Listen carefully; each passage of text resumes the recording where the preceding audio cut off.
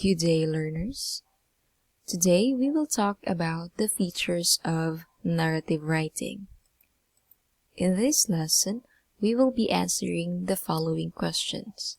First, what is a narrative writing, or what is a narrative writing? And what are the elements of narrative writing? Let's begin. Now, what is narrative writing? Narrative, when we say a narrative, it is a story containing specific elements that work together to create interest, not only for the author but also the reader. Okay? Now, when we say narrative writing, it is writing that tells a story. This type of writing makes the reader feel as if he or she were a part of the story, as if it was being told directly to him or her. Now, a narrative or a story has certain elements that are not found in other types of writing. Now, the first feature of narrative writing is that a narrative should have the following elements. Let me show you what are those elements.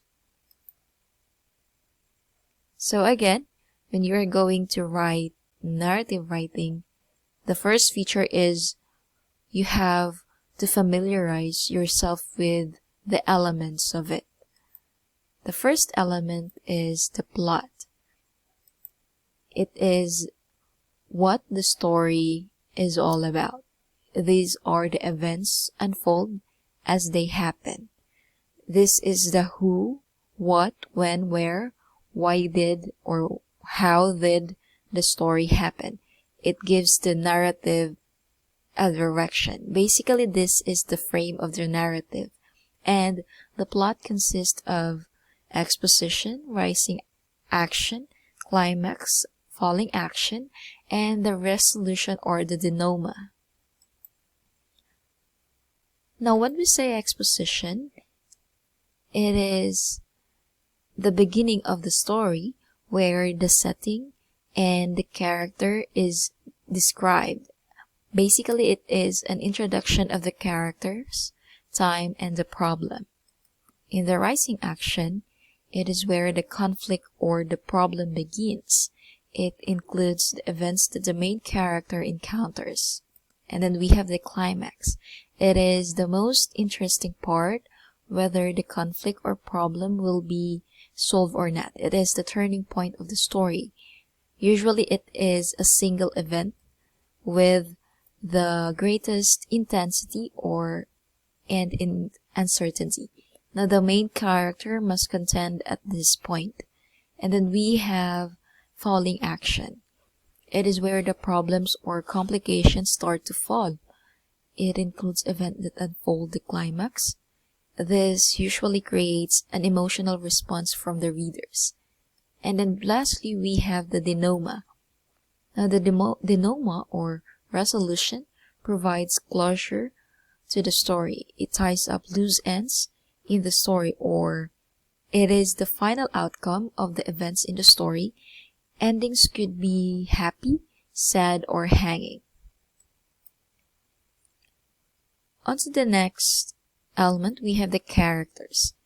It is a person or other being in a narrative. Characters, real or imaginative, should be brought to life through the narrative. If a character is not described well, the story will not be believable. And then we have the setting. It is the time and location that a story takes place, or the where and when the narrative takes place. It allows the readers to visualize the scenes and the characters in those scenes. Although the setting may be clear for the author, he or she must create a picture for the readers.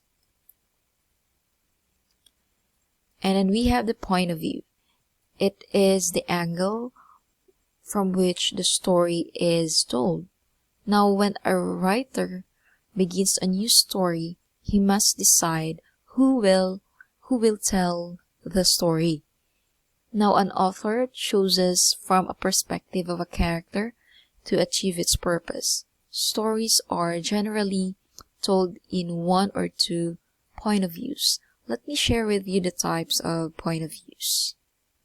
We have the first person.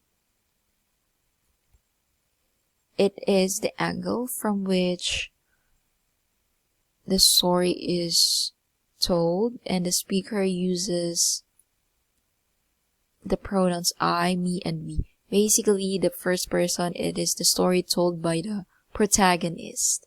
The readers experience the story through through the person's eyes. The reader only knows what what the speaker knows and feels.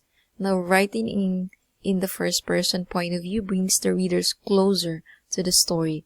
They can read as if they are the character because of the personal pronouns that are used. And then we have the second person. The story is told by a narrator who sees all of the actions. Speaker uses the pronouns you, your, and yours, he, she, it, and many more. This person may be a character in the story.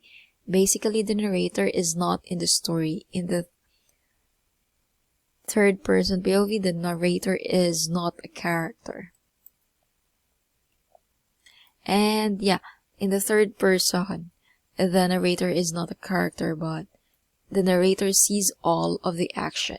Speaker uses the pronouns he or she if it's not the same with the second person. Now, this person may be a character in the story or basically not in the story. Now, there are two types of third person POV. We have the limited. The narrator looks at all actions through the eyes of a single character. This means that the narrator limits him or herself by being able to be in one character's thoughts. Now, readers only see what the narrator sees. And then we have the omniscient. Now, the narrator knows and sees everything and can move from one character's mind to another. The narrator is telling from a bird's eye view. Okay?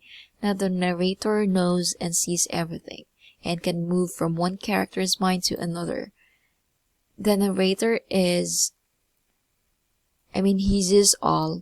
sees all, knows everything, including the thoughts and feelings of multiple characters. And unlike third person limited, the narrator has the ability to be in various character thoughts.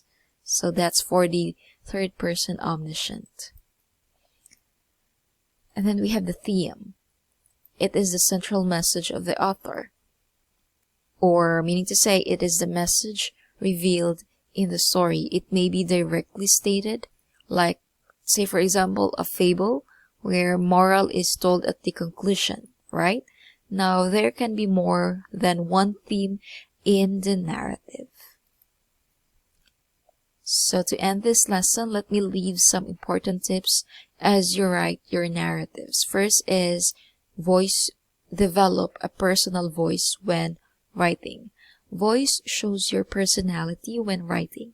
The writing has sound different from everyone else's. Now, it has a feeling and emotion so that it does not sound boring. Now, the reader should be able to tell if you are happy or sad. The writer should be writing from the heart and bring the topic to life for the reader. So that's how you're going to develop a personal voice. And then we have plan your narrative. Brainstorm your ideas, plan the path that your writing will take. And lastly, revise and edit.